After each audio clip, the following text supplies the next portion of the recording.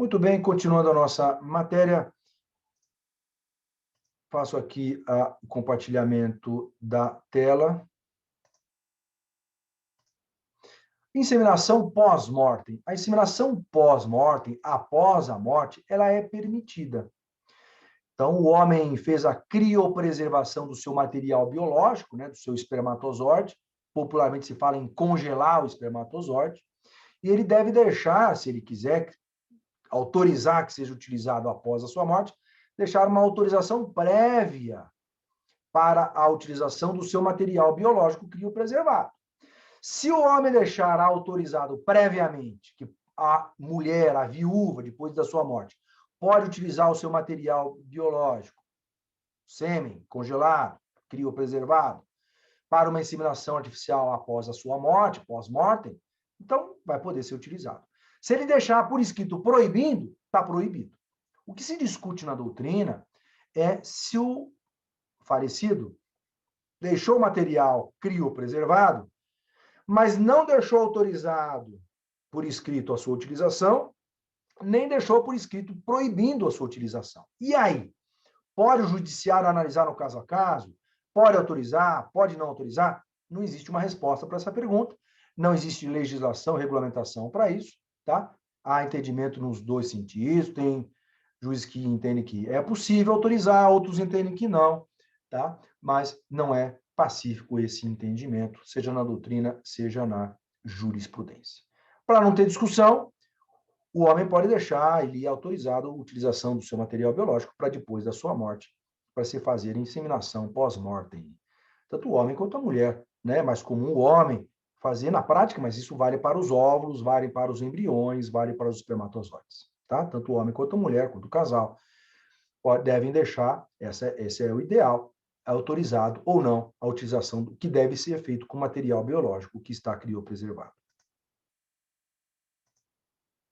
Eugenia. O que é a eugenia? Conceito de eugenia. Eugenia é a manipulação genética. É a manipulação genética para a escolha de características físicas e escolha de sexo. A eugenia, portanto, é feita uma análise genética do embrião formado.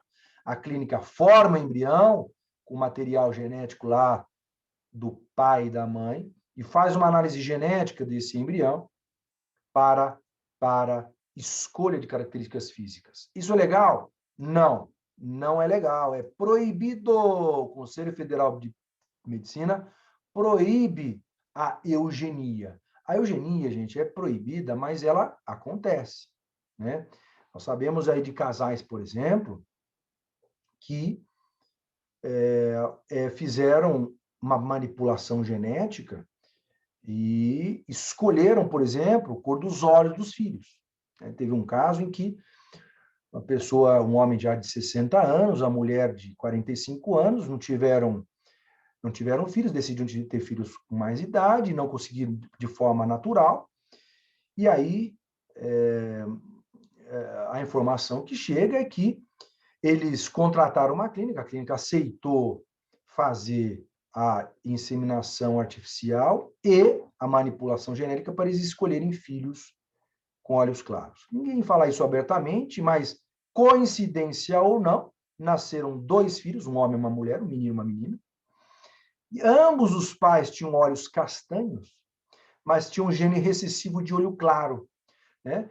E fizeram uma escolha de embriões, só colocaram para desenvolvimento embriões com olhos claros. Nasceram ambos os filhos, tanto o menino quanto a menina, de olhos claros, né? Então, se o casal não tem escrúpulos de pagar bem mais caro, um casal rico, por exemplo, para uma clínica, também não tem escrúpulos de aceitar dinheiro para fazer essa manipulação genética proibida pelo Conselho Federal de Medicina. Eles formam, em vez de formar 5, 6 embriões, 10 embriões, formam 50, 60 embriões. Desses 50, 60 embriões, eles fazem uma análise genética, pegam lá os 12, 13, 14 embriões que sejam embriões de olhos claros, descartam os demais, e desses 12 embriões de 50, por exemplo, que sejam embriões de olhos claros, fazem nova análise genética para saber quais são os mais viáveis, e aí escolhem 3 para desenvolvimento. Qual que é a chance, nesse caso, de ter filho de olho claro? 100%, porque só se colocou para desenvolvimento embriões com características de olhos claros. Então, certamente, se 1 ou 2 ou 3 desses embriões forem até o fim e nascer o bebê, se tornarem uma pessoa, né, acabaram por ter filhos de olhos claros, todos eles, 1, 2 ou 3 ou todos vão nascer, certamente serão filhos de olhos claros. Isso que é a eugenia, isso que é proibido, seja para escolha de sexo, seja para característica física. É proibido, mas tem gente que faz. Continuando a nossa matéria, próximo tema, presunção de paternidade, alguns outros aspectos que nós temos que abordar sobre a presunção de paternidade. Próximo tema, presunção de paternidade e viuvez. A viuvez, ela exclui a presunção de paternidade? A viuvez, ela não vai excluir a presunção de paternidade nos primeiros 300 dias. Então, a morte do marido vai fazer com que permaneça a presunção de paternidade por mais 300 dias. Foi o que eu falei lá no comecinho da aula. Por mais 300 dias, permanece a presunção de paternidade. Permanece a presunção de paternidade. Após 300 dias, essa presunção de paternidade não existe mais. Segundo tema que nós temos que abordar é a presunção de paternidade e a impotência masculina. Aqui a gente tem que aprofundar um pouquinho, temos que falar um pouquinho da impotência masculina. A impotência masculina, ela pode ser dividida em impotência coeunde, que é a impotência para o coito. O homem não consegue manter relações sexuais, não consegue ficar ereto. E a segunda espécie é a impotência generande. A impotência generande é a impotência para gerar filhos, a impotência para ter filhos. Então, a impotência generande é aquele homem que não é fértil, não consegue produzir espermatozoide. Em relação à impotência masculina, qual delas que exclui, ou ambas, né? Qual delas que exclui a presunção de paternidade? Qual que é a regrinha aqui? A regrinha aqui é a seguinte: se ficar provado que na época que a mulher engravidou, o marido tinha impotência generande, a impotência generande exclui a presunção de paternidade. Repito, se ficar provado que na época que a mulher engravidou, o marido tinha impotência generande, a prova da impotência generante exclui a presunção de paternidade. Aí não vai ter aquela presunção, aquelas presunções de paternidade que nós acabamos de estudar. Não vai ter mais presunção de paternidade. Tá? A impotência coeunde não exclui. A impotência coeunde não exclui a presunção de paternidade, porque apesar do homem não conseguir manter relações sexuais, não conseguir ficar ereto, ele pode eventualmente conseguir produzir espermatozoide em ereções involuntárias ou até em razão de atividade médica. Isso pode acontecer, por exemplo, com existem inseminações artificiais de homens que são paraplégicos ou tetraplégicos, portanto, não conseguem controlar as ereções e manter relações sexuais, digamos assim, no momento que desejam, mas conseguem produzir espermatozoide e têm filhos biológicos, né, através, especialmente de atividade médica. Isso não é tão raro de acontecer, que homens com deficiência física, como paraplégicos e tetraplégicos, consigam ter filhos biológicos através de inseminação artificial, especialmente. Tá? Então, a impotência coeunde não acarreta necessariamente uma infertilidade. Tá? Agora, a impotência generande é aquela impotência que o homem não produz qualquer espermatozoide e, consequentemente, não tem condições, então, de ter filhos biológicos. Tá? Então, a regrinha aqui para terminar sobre a presunção de paternidade e impotência, a impotência generande exclui a presunção de paternidade. Próximo tema, o adultério. E o adultério vai excluir a presunção de paternidade? Se ficar provado que lá na época que a mulher engravidou, ela foi adúltera, ela traiu o marido. Essa prova da traição exclui a presunção de paternidade? E a resposta é não. Não vai excluir a presunção de paternidade, mesmo que se prove o adultério. Porque mesmo com o adultério, pode ser que a mulher tenha filhos com o próprio marido e, consequentemente, não vai acarretar a exclusão da presunção de paternidade. Professor, Pois não. o senhor poderia repetir a parte da presunção de paternidade e viuvez? É que faltou eu completar. Pois não. A presunção de paternidade e viuvez, ela vai funcionar da seguinte forma: permanece a presunção de paternidade da data da morte por mais 300 dias. Morreu o marido, né? A mulher está grávida e o marido morreu. Se nascer o bebê no prazo de 300 dias da morte do marido, permanece a presunção de paternidade. Se nasceu no 301º dia da morte, né, a partir da morte do marido, aí não vai ter mais presunção de paternidade. Mais alguma dúvida? Mais alguma pergunta?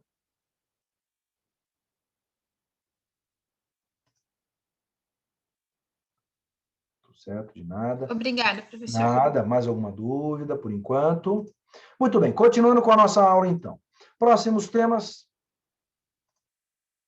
ação negatória de paternidade e suas diferenças com a ação de prova de filiação. Aqui, logo de cara, eu vou dizer o seguinte: todo mundo usa a ação negatória de paternidade e ninguém usa, na prática, a ação de prova de filiação. A gente conhece a teoria, mas a gente conhece a prática também do dia a dia do fórum. Então, o primeiro aspecto, um aspecto prático para vocês, tá?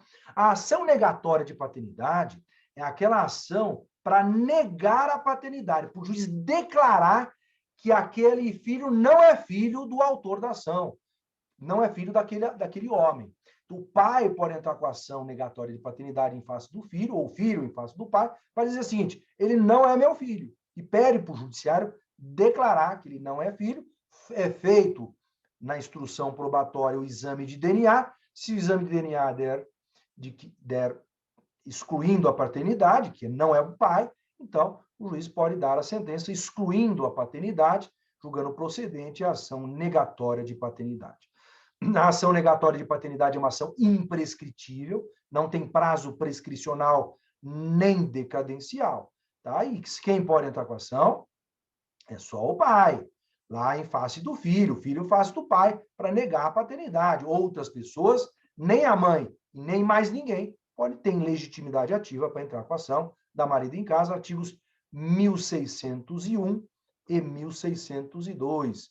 1601 e 1602 do Código Civil sobre a ação negatória de paternidade. Agora, aqui eu preciso dar uma outra explicação. Entendimento da jurisprudência do Egrégio Superior Tribunal de Justiça, STJ, é no seguinte sentido: mesmo que se prove que não é o pai, mesmo que a sentença de procedência aconteça, o juiz julgue procedente e exclua a paternidade, mesmo assim, deve ser analisado se não existe filiação socioafetiva. Explico melhor. Pode acontecer do pai entrar com a ação em face do filho, dizendo: ele não é meu filho biológico, e se provar que não é pai biológico, nem filho biológico, mas já se criou um vínculo socioafetivo entre o pai e o filho. Então, apesar de excluir a filiação biológica, permanece a filiação socioafetiva. E, consequentemente, o pai continua registrado no registro civil, lá no cartório de registro civil, como pai. Não porque é o pai biológico, mas porque é o pai socioafetivo. Então, se o pai já criou um vínculo socioafetivo, ele pode até entrar com ação para saber se aquele filho é um filho biológico ou não. Mas, juridicamente, ele vai continuar sendo pai. Juridicamente, aquele filho vai continuar sendo filho daquele homem, para todos os fins jurídicos, para o resto da vida. Porque já se criou a filiação socioafetiva e, consequentemente, não há que se excluir o nome do pai do registro civil. Tá? Essa é a ação negatória de paternidade, que não se confunde com a ação de prova de filiação. A ação de prova de filiação, então lá, ação de prova de filiação, artigos 1604, 1604, 1605, 1604, 1605, 1606, são a ação de prova de filiação, já é uma ação que ela é pouco utilizada, ela é utilizada, mas é pouco utilizada, porque já é uma ação que vai ser utilizada no caso de erro ou falsidade do registro. Quando há erro ou falsidade do registro, havendo começo de prova por escrito ou veementes presunções resultantes de fatos já certos, ou seja, provas, né, de prova do hospital, por exemplo, que houve uma troca de bebê, um exemplo de ação de prova de filiação, houve troca de bebê no hospital, tá? Então, existem prova disso. O próprio hospital dá uma declaração de que houve uma troca de bebê e, consequentemente, já foram feitos registro público, registro civil, em nome dos pais errados. Então, se houve registro público, estava um registro público errado. Então, há necessidade de se corrigir esse erro do registro. Então, repito, a ação de prova de filiação pode ser usada em duas situações: erro do registro ou falsidade do registro. Erro do registro ou falsidade do registro. Tá? Legitimidade ativa para entrar com essa ação é só do filho. Só o filho pode entrar com a ação, representada, claro, pelo pai, pela mãe, pode entrar com a ação. Se morrer, aí sim os herdeiros passam a assumir essa legitimidade ativa, né, e os herdeiros podem continuar com essa ação. Mas só tem ali a legitimidade ativa ao filho para entrar com a ação. O Ministério Público pode entrar enquanto é menor, porque sempre prova de proteger o menor. Se é maior, já não tem legitimidade ativa para proteger, para entrar com a ação de prova de filiação. Agora, são casos raros de acontecer na prática. Troca de bebê na maternidade, sequestro, outro exemplo, sequestro de uma criança. Portanto, alguém sequestrou uma criança e registrou falsamente, portanto, tem uma falsidade do registro. E aí vai se provar que aquele filho era de outra pessoa e, consequentemente, vai se corrigir o registro público. Vai se corrigir o registro público. Artigos 1604 a 1606 do Código Civil.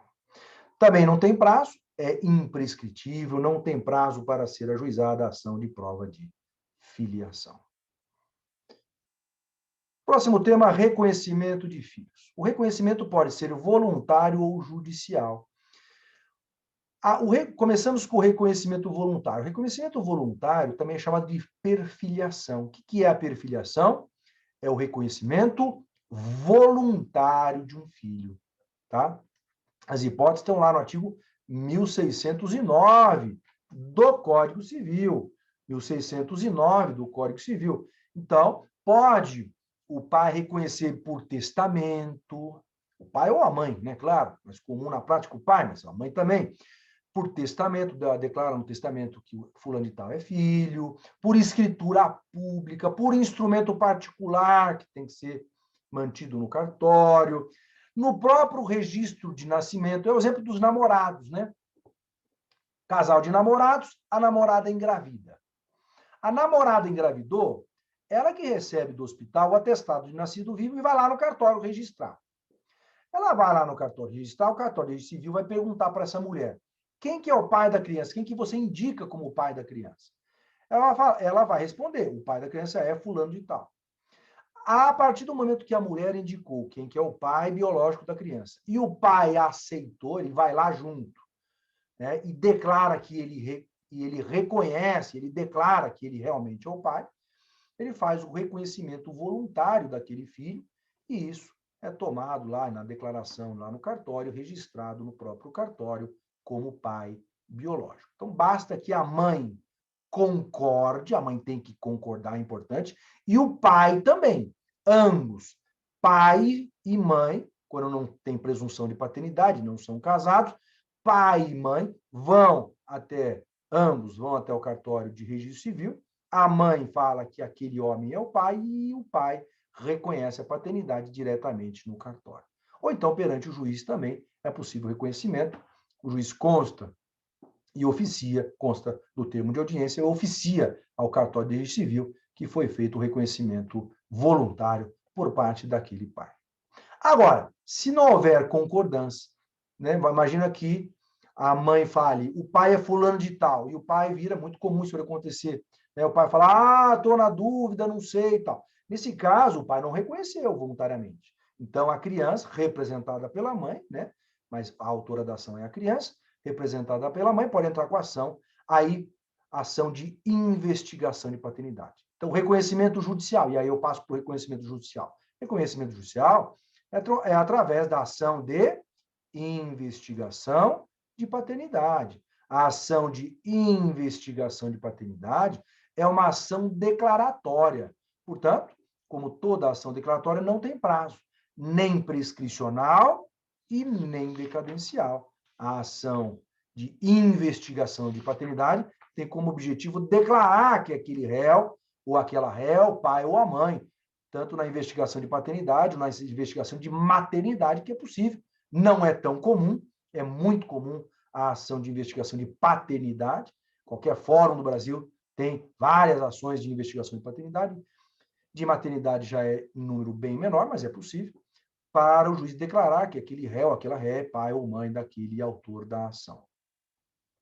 Essa ação de investigação de paternidade é uma ação em que haverá, então, reconhecimento judicial, poder jurisdicional do juiz de dar a sentença. Vai ser feito, claro, durante a instrução probatória, o exame de DNA, e aí o juiz, com base no exame de DNA, vai julgar procedente ou improcedente o pedido e declarar ou não aquela paternidade em relação àquele filho.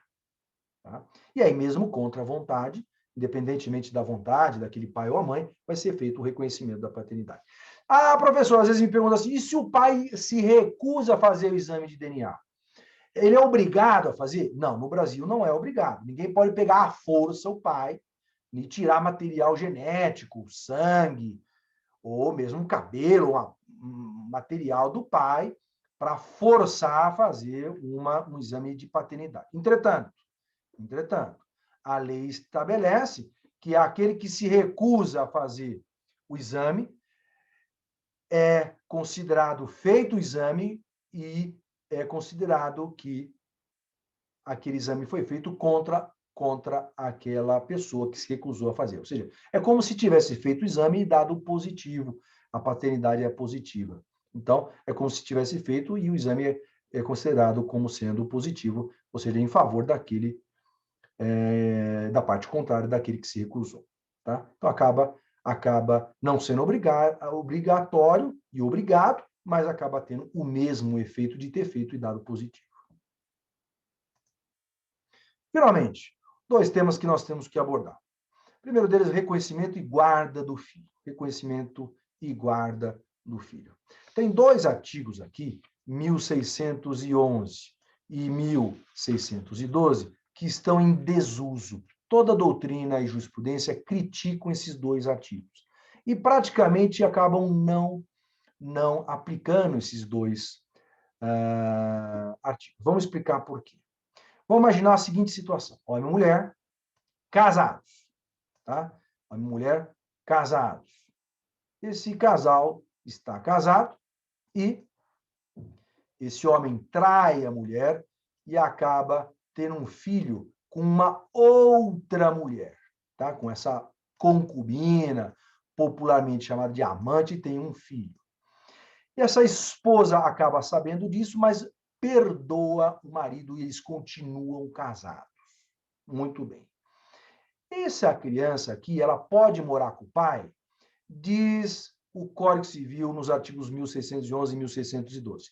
Poder até pode, mas para morar com o pai e com a mulher que foi traída, precisa da concordância dessa mulher.